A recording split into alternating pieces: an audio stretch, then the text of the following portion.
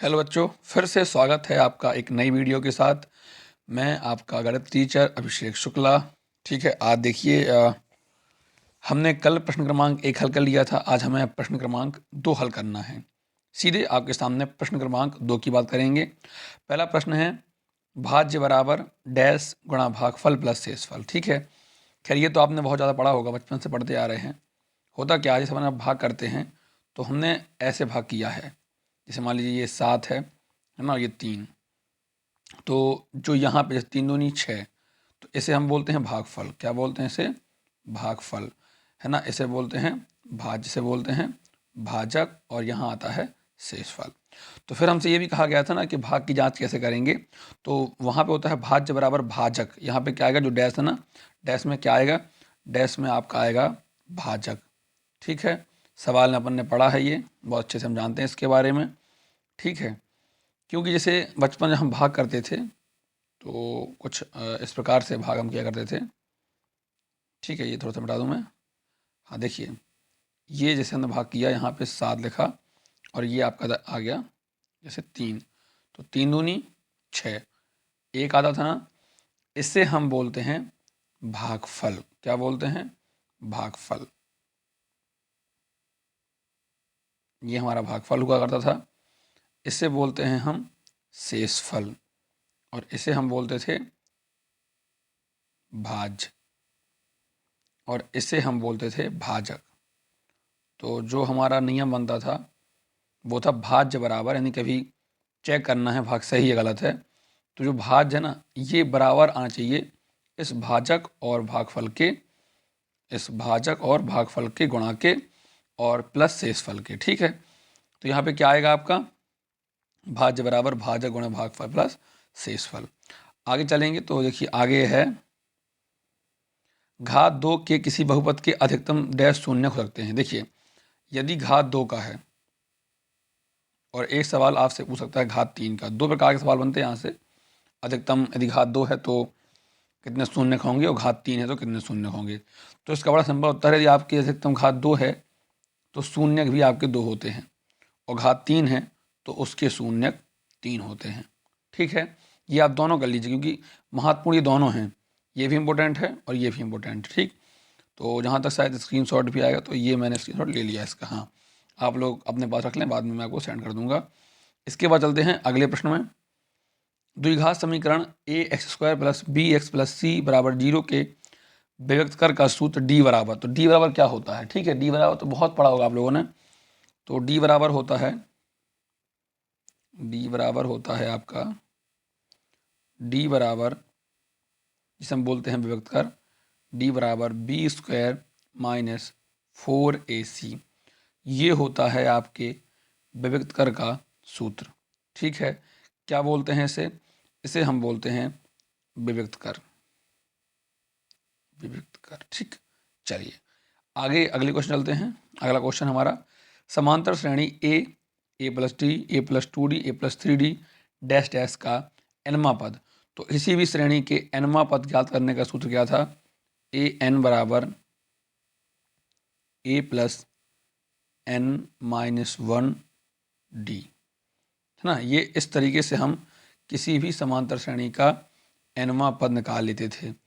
तो आपको बिल्कुल लिखा हुआ है ए एन बराबर ए प्लस एन माइनस 1d। ठीक है, चलिए चलते हैं अगले प्रश्न में। अगला प्रश्न क्या है? 4 प्रश्न हो गए हैं, 5वां प्रश्न देखना है। तो 5वां है, वे सभी आकृतियां जिनके आकार समान होते हैं परंतु इनके माप समान होने आवश्यक नहीं हैं, उन्हें क्या बोलते हैं? ठीक है, तो ये अच्छा क्वेश्चन है, थोड़ा सा देखिए इसको अच्छे से समझाते हैं आपको हम। तो एक मिनट, ये यहाँ पे, हाँ, तो वे आकृतियां जिनके आकार समान हों लेकिन इनके माप समान होना आवश्यक नहीं है, तो उन्हें हम, देखिए जैसे ये पहली आकृति है, ठीक, और ये हमारी दूसरी आकृति है। तो अब बात करें सर्वांगसम होने के लिए, तो सर्वांगसम होने के लिए ये शर्त होती है कि दोनों के माप ना से क्या है, संगत भुजाएं बराबर हों, संगत कोण बराबर हों। ठीक है, लेकिन समरूप का सिस्टम अलग है। समरूप क्या कहता है, जैसे ये आपका पहला त्रिभुज है, ठीक, और ये आपका है दूसरा त्रिभुज। तो बिल्कुल स्पष्ट हम इन्हें देख के ये कह सकते हैं कि इनके माप समान नहीं है, क्योंकि एक छोटा त्रिभुज है, एक छोटा है आपका और एक बड़ा है। तो बेसिकली ये बिल्कुल आपके देखने में एक जैसे नहीं है। स्पष्ट समझ में आ रहा है कि इनके माप एक जैसे नहीं हैं, लेकिन वे सभी आकृतियाँ इनके आकार समान होते हैं, आकार समान है, त्रिभुज ये भी है, त्रिभुज ये भी है, परंतु इनके माप समान होने आवश्यक नहीं है। डैश आकृतियाँ कहलाती हैं। तो जो ये आकृतियाँ आपके सामने बनी हैं, जिसमें एक बड़ी है आपकी और एक छोटी है, तो इस प्रकार की आकृतियों को हम कहते हैं समरूप आकृतियाँ। क्या कहते हैं? समरूप आकृतियाँ। ये आपको याद कर लेना है कि वे सभी आकृतियाँ जिनके आकार समान होते हैं परंतु इनके माप समान होने आवश्यक नहीं है, उन्हें हम बोलते हैं समरूप आकृतियाँ। ठीक है, चलिए चलते हैं अगले प्रश्न की ओर। बिंदु 4 0 डैश अक्ष पर स्थित है। देखिए क्या कहा उसने, 4 और 0। हम पहले जानते हैं कि जो पहले होता है उसे वो होता है एक्स अक्ष में, और जो बाद में होता है वो होता है वाई अक्ष में। ठीक, तो अब इसमें एक्स अक्ष का तो निर्देशांक है लेकिन वाई का 0 है, तो ये किस अक्ष में होगा? ये आपका होगा एक्स अक्ष में। किस अक्ष में होगा? ये आपका होगा